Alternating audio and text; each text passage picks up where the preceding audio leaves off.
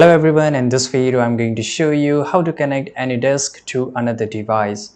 Right, so first of all you have to download this AnyDesk. So just go to Google and search for AnyDesk here and you will get this application. Click on this and here you will get an option of download now.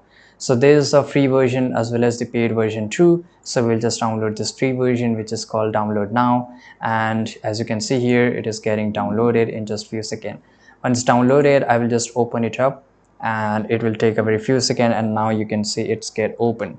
Now how I can connect to any device? So basically, as you can see here, this is a number and this is my address. So if I want to connect to any device here, and you can by the way install AnyDesk to your whichever operating system you're using, whether it's Apple or whether it's Microsoft, right? And once so basically what I'm going to say here, this is your address.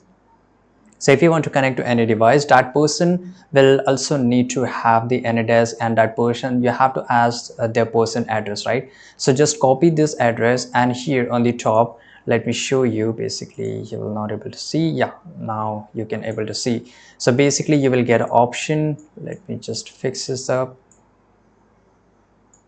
Right, now here you will get option of enter remote device. So you have to just enter the number here, and once you have entered the number you have to click on this arrow icon, and it will just take a few seconds to connect, right?